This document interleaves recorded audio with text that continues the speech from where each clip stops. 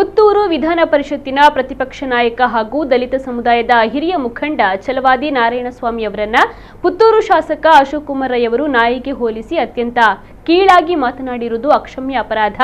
ಶಾಸಕರ ಈ ಮಾತುಗಳನ್ನು ಉಗ್ರವಾಗಿ ಖಂಡಿಸುತ್ತೇನೆ ಹಾಗೂ ಅವರು ಕೂಡಲೇ ರಾಜ್ಯದ ಜನತೆ ಮತ್ತು ಛಲವಾದಿ ನಾರಾಯಣಸ್ವಾಮಿ ಅವರಲ್ಲಿ ಬಹಿರಂಗವಾದ ಕ್ಷಮೆಯನ್ನು ಯಾಚಿಸಬೇಕು ಎಂದು ವಿಧಾನ ಪರಿಷತ್ನ ಶಾಸಕರಾದ ಶ್ರೀ ಕಿಶೋರ್ ಕುಮಾರ್ ಪುತ್ತೂರು ಅವರು ಆಗ್ರಹಿಸಿದ್ದಾರೆ.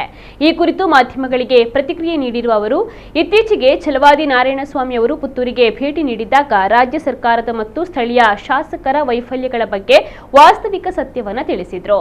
ಪ್ರತಿಪಕ್ಷದ ನಾಯಕರಾಗಿ ಸರ್ಕಾರದ ತಪ್ಪುಗಳನ್ನು ಎತ್ತಿ ತೋರಿಸುವುದು ಅವರ ಕರ್ತವ್ಯ. ಆದರೆ ಸತ್ಯವನ್ನ ಅರಗಿಸಿಕೊಳ್ಳಲಾಗದ ಶಾಸಕ ಅಶೋಕ್ ಕುಮಾರ್ ರೈ ಅವರು ಓರ್ವ ಹಿರಿಯ ದಲಿತ ನಾಯಕನನ್ನ ನಾಯಿ ಎಂದು ಜರೆಯುವ ಮಟ್ಟಕ್ಕೆ ಇಳಿದಿರುವುದು ಅವರ ಹತಾಶೆ ಮತ್ತು ಅಧಿಕಾರದ ಮದವನ್ನು ತೋರಿಸುತ್ತದೆ. ಸತ್ಯ ಹೇಳುವವರನ್ನ ನಾಯಿ ಎನ್ನುವುದೇ ಕಾಂಗ್ರೆಸ್ ಪಕ್ಷದ ಸಂಸ್ಕೃತಿ ಎಂದು ಪ್ರಶ್ನೆಯನ್ನ ಮಾಡಿದ್ರು. ಅಶೋಕ್ ಕುಮಾರ್ ರೈ ಅವರು ನನ್ನ ಹತ್ರ ಚರ್ಚೆಗೆ ಬರಲಿ, ಮುಕ್ತವಾಗಿ ಚರ್ಚೆಗೆ ಬರಲಿ, ವೇದಿಕೆಗೆ ಬರಲಿ. ಅವರು ಚರ್ಚೆಗೆ ಬಂದಾಗ ಇವರ ಸುಳ್ಳಿನ ಬಟ್ಟೆಯನ್ನು ಕಲಿಸ್ತೇನೆ ಅಂತ ಅಂದಿದ್ದಾರೆ.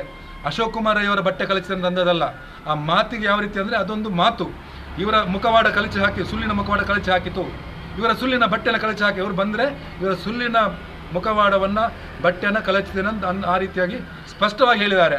ಆದರೆ ಅಶೋಕ್ ಕುಮಾರ್ ರೈ ಅವರು ತನ್ನ ದಾಷ್ಟ್ಯದ ಮಾತಿನಿಂದ ಅದರ ಜೊತೆಗೆ ಒಂದು ರಾಜ್ಯ ನಾಯಕರನ್ನು ನಾಯಿಗೆ ಹೋಲಿಸುವ ಮುಖಾಂತರ ನಾಯಿ ಬೊಗಳ್ತದೆ ನನ್ನನ್ನೋದು ಅವರಿಗೆ ಶೋಭೆ ತರುವುದಿಲ್ಲ.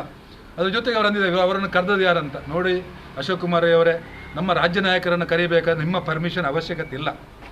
ನಾನನ್ನೋದು ನೀವು ಸರಿಯಾಗಿ ಇನ್ನೊಮ್ಮೆ ಆ ವಿಡಿಯೋವನ್ನು ನೋಡಿ. ನಿಮ್ಮ ಬಗ್ಗೆ ನಿಮ್ಮ ಬಟ್ಟೆ ತೆಗಿತೇನೆ ಅಂತ ಹೇಳಿದಲ್ಲ ಅವರೇ ಹೇಳಿದ್ದು ನಿಮ್ಮ ಸುಳ್ಳಿನ ಬಟ್ಟೆಯನ್ನು ಕಲಿಸ್ತೇನೆ. ನಿಮಗೆ ವೈಯಕ್ತಿಕವಾಗಿ ನಿಮ್ಮನ್ನು ಇದು ಮಾಡಲಿಲ್ಲ. ನಿಮ್ಮ ಸುಳ್ಳಿನ ಬಟ್ಟೆ ಅಂದ ತಕ್ಷಣ ರಾಜ್ಯದ ಅಭಿವೃದ್ಧಿ ಕೂಡ ಬಂತು. ನೀವಂತೀರಿ 1000 ಕೋಟಿ ತಂದಿದ್ದೀವಿ, 2000 ಕೋಟಿ ತೋರಿಸಿ ಅಲ್ಲ, ಪುತ್ತೂರಲ್ಲಿ ತೋರಿಸಿ. ರಾಜ್ಯದಲ್ಲಿ BJP ಸರ್ಕಾರ ಇರುವಾಗ ಸಾವಿರಾರು ಕೋಟಿ ಅನುದಾನ ಇಲ್ಲ, ರಸ್ತೆ ಪ್ರತಿಯೊಂದು ಗೊತ್ತಾಗ್ತದೆ. ನೀವು ತೋರಿಸಿಕೊಡಿ, ನಾವು ಒಪ್ತೇವೆ ಅಶೋಕನ ನಿಮ್ಮನ್ನು ಕೂಡ. ನೀವು ಶಾಸಕರು, ನಿಮಗೆ ಗೌರವ ಕೊಡ್ತೇವೆ. ಹಾಗೆ ಅಂತೇಳಿ ಇಲ್ಲಿ ಅಭಿವೃದ್ಧಿ ಆಗಲಿಲ್ಲ, ಅಭಿವೃದ್ಧಿ ಶೂನ್ಯ ಸರ್ಕಾರ. ಇಡೀ ರಾಜ್ಯದ ಜನತೆಗೆ ಗೊತ್ತುಂಟು. 1,94,000 ಕಿಲೋಮೀಟರ್ ರಸ್ತೆ ಉಂಟು, ಗ್ರಾಮೀಣ ರಸ್ತೆ.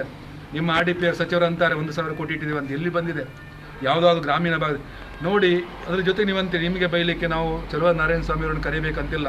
ರಾಜ್ಯದ ಹಿರಿಯರು ನಿಮಗೆ ಬಯಸಲಿಕ್ಕೆ ಕರೆದದ್ದು ಕೂಡ ಅಲ್ಲ. VBG ರಾಮ್ಜಿಯನ್ನು ಅತ್ಯಂತ ಜನಪರ ಇದನ್ನು ಜನರಿಗೆ ಮುಟ್ಟಿಸ್ಲಿಕ್ಕೆ ಅವರನ್ನು ಕರೆದಿದ್ದೀವಿ.